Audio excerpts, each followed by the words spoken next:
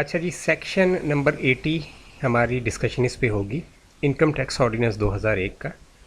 और ये जो सेक्शन है ये पर्सन को डिफ़ाइन करता है, क्योंकि आप जानते हैं जो लोग लॉ से वाकिफ़ हैं कि पर्सन का जो वर्ड है वो हर सेक्शन के अंदर मल्टीपल टाइम्स जो है वो यूज़ होता है। तो आइए देखते हैं पर्सन होता क्या है लॉ के अंदर। तो आम लोग इसे इंडिविजुअल लेते हैं, इसका मीनिंग। जो आम जो रीडर होता है जिसको लॉ का नहीं पता होता वो समझता है इसका मतलब जो होता है वो एज एन इंडिविजुअल होता है पर्सन का मतलब। लेकिन पर्सन के अंदर जो है इंडिविजुअल भी शामिल होता है और भी बहुत सी चीज़ें शामिल होती हैं। तो सब सेक्शन 1 जो है इस कानून का, अकॉर्डिंग टू दिस ऑर्डिनेंस, वो बता रहा है कि following shall be treated as persons, red colour से जो लिखा हुआ है, for the purpose of this ordinance namely. सबसे पहले एन इंडिविजुअल, उसके बाद बी है अ कंपनी और एसोसिएशन ऑफ पर्सनस।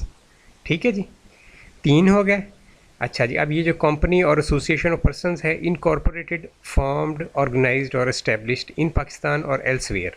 ठीक है, तो यहाँ पे इन्होंने ये कंडीशन नहीं लगाई कि ये जो कंपनी है ये रजिस्टर्ड सिर्फ पाकिस्तान में ही हो तो इसको कंपनी माना जाएगा। इसकी वजह क्या है कि जिस तरह हमारे जो फूड चेन्स बाहर से आ रही हैं दूसरे कंट्री से, जिनको मल्टीनेशनल बोलते हैं, तो वो पाकिस्तान में ऑपरेट कर रही हैं, तो वो पाकिस्तान के कानून में कंपनी तो नहीं है, वो तो अपने मुल्कों में कंपनी है। यहाँ पे तो वो फ्रेंचाइज़ के तौर पे आती हैं।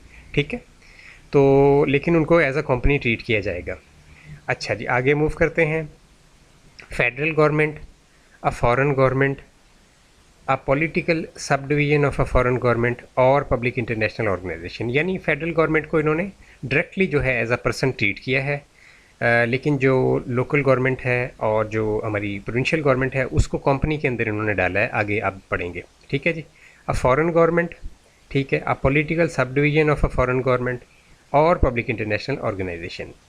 अच्छा जी, आगे मूव करते हैं। सब सेक्शन 2 है, for the purpose of this ordinance association of persons को डिफाइन किया गया है। ठीक है, अब मैं आपको थोड़ा सा ओवरव्यू दे दूं। पहले एसोसिएशन ऑफ पर्सनस को डिफाइन किया गया है, फिर कंपनी जो है इसके अंदर ये 9 जो है एंटिटीज़ ये शामिल हैं। ठीक है, जो ब्राउन कलर में लिखी हुई हैं। उसके बाद फर्म है और फाइनली ट्रस्ट है, और ट्रस्ट के बाद यूनिट ट्रस्ट है। तो ये सारी जो हैं ये क्लॉजेज़ हैं। ठीक है जी, और ये सब सेक्शन 2 था। ठीक है, यहाँ से जो है इसकी क्लॉजेज हैं सब सेक्शन 2 की। क्लॉज ए जो है ये बता रही कि association of persons includes a firm, a Hindu undivided family, an artificial judicial person and any body of persons formed under a foreign law but does not include a company. तो यहाँ पे again 4 चीज़ें इसमें शामिल कर दी गई हैं। Firm, Hindu undivided family, artificial judicial person, any body of persons formed under a foreign law. ठीक है जी।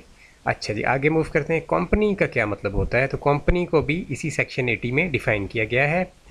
और यानी कि कंपनी जो है अकॉर्डिंग टू लॉ, जो है ये जो इनकम टैक्स लॉ है उसके मुताबिक कंपनी को क्या ट्रीट किया जाएगा, किन किन एंटिटीज़ को कंपनी के अंदर डाला जाएगा।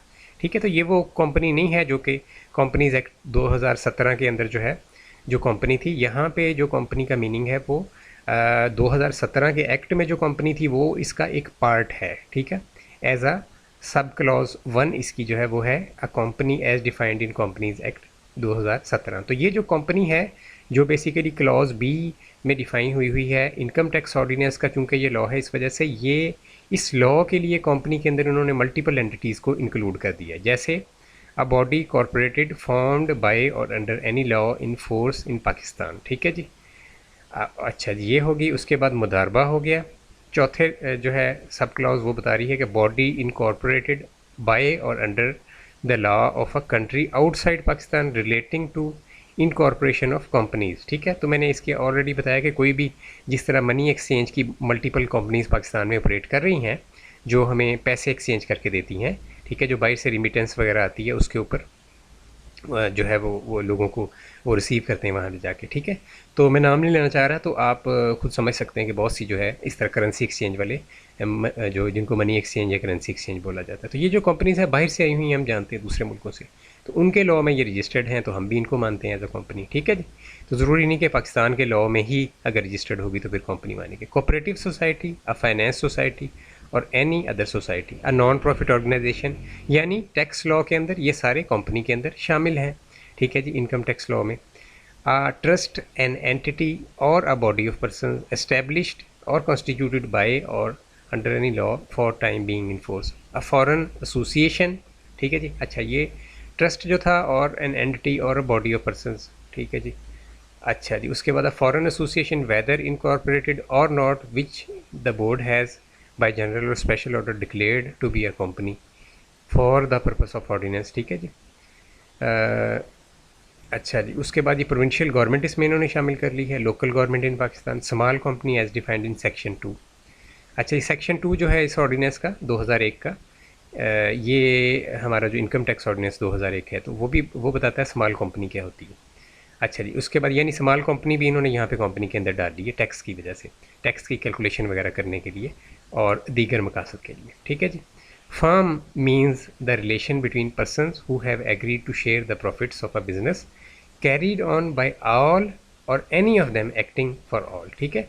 तो फर्म ऐसी एंटिटी होगी जो कि relation between person who have agreed to share the profits of a business carried on by all, या आइदर वो सब इसको कंडक्ट कर रहे हैं या उनमें से कोई एक एक्ट कर रहा है और दूसरों के बिहाफ पे, या मल्टीपल एक्ट कर रहे हैं, 2 बंदे एक्ट कर रहे हैं, 3 बंदे जो फारिग बैठे हैं, ठीक है। Any of them acting for all. इसके बाद trust means an obligation annexed to the ownership of a property arising out of the confidence reposed in and accepted by the owner or declared and accepted by the owner for the benefit of another, ठीक है जी। तो और of another and the owner, ठीक है, यानी ये beneficiary को बता रहा है कि जो ट्रस्ट है बेसिकली इसमें 3 चीज़ें डिस्कस हुई हैं कि पहले तो ownership of property arising out of the confidence reposed in and accepted by the owner और declared and accepted by the owner for the benefit of another, यानी किसी दूसरे के लिए उन्होंने एक्सेप्ट किया है इसको, और of another and the owner, ठीक है, यानी कि किसी दूसरे के बेनिफिट के लिए या उसमें ओनर भी शामिल है।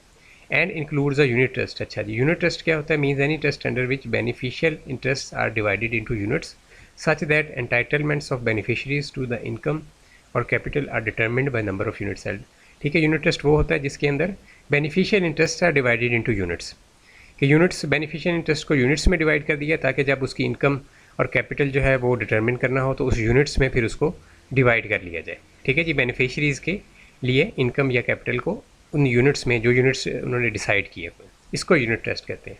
तो यहाँ पे ये सेक्शन ख़त्म होता है। तो ये मेरा चैनल है, इसमें आप ये चौथे नंबर पे प्लेलिस्ट के अंदर जाएंगे, ये आपको नज़र आ रहा होगा होम, वीडियोस, शॉर्ट्स और उसके बाद प्लेलिस्ट।